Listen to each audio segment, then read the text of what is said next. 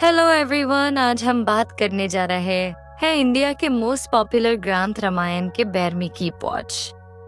श्री राम और माता सीता का विवाह। माता सीता मिथिला के राजा जनक की पुत्री थीं। एक दिन राजा जनक ने अपने राजकीय बगीचे में हल चलाया तो भूमि से एक दिव्य कन्या प्रकट हुई, जिन्हें उन्होंने अपनी पुत्री के रूप में अपनाया और सीता नाम दिया। जब सीता विवाह योग्य हुई तब राजा जनक ने स्वयंवर का आयोजन किया। इस स्वयंवर की शर्त थी कि जो भी राजा शिवजी के धनुष को उठाकर प्रत्यंचा चढ़ाएगा वही सीता का पति बनेगा।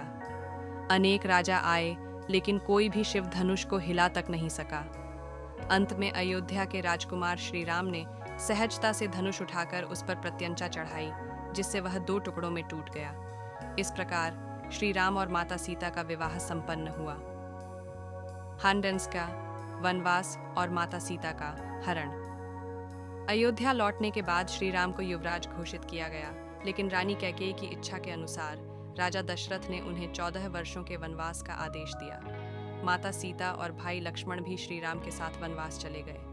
वन में रहकर वे अर्षियों की सहायता करते और राक्षसों का वध करते रहे। इसी दौरान लंका का राजा रावण, जो कि अहंकारी और शक्तिशाली था, माता सीता के अद्भुत सौंदर्य और गुणों को देखकर मोहित हो गया।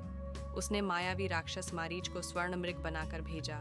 माता सीता उस स्वर्ण मृग को देखकर मोहित हो गईं और श्री राम से उसे लाने का अनुरोध किया। जब श्री राम मृग का पीछा कर रहे थे तब लक्ष्मण को भी एक छल के कारण कुटिया से दूर जाना पड़ा। इस अवसर का लाभ उठाकर रावण ने ब्राह्मण के वेश में आकर माता सीता का हरण कर लिया और उन्हें लंका ले गया। श्री राम ने हनुमान जी को माता सीता की खोज के लिए भेजा।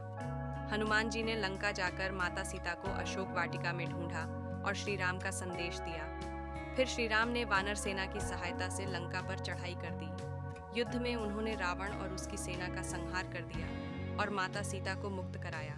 लेकिन जब माता सीता वापस आईं, तब समाज में उनकी पवित्रता को लेकर संदेह उत्पन्न हुआ। श्री राम ने समाज के आदर्शों को बनाए रखने के लिए माता सीता की अग्नि परीक्षा लेने का निर्णय लिया। माता सीता ने अग्नि में प्रवेश किया, लेकिन वे पूर्णतः सुरक्षित रहीं, जिससे उनकी पवित्रता सिद्ध हुई। सीता माता का वनगमन और धरती में समा जाना।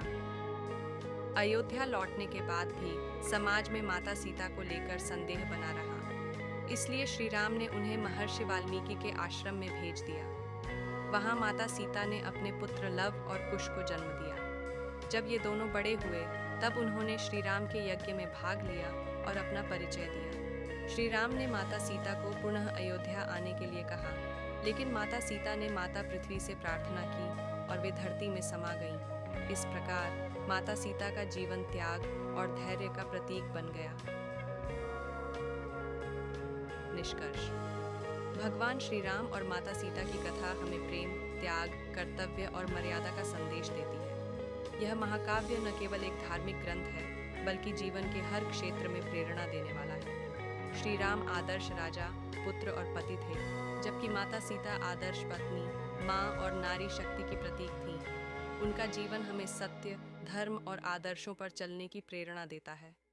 Thank you for watching. And don't forget, channel subscribe, like, comment and share.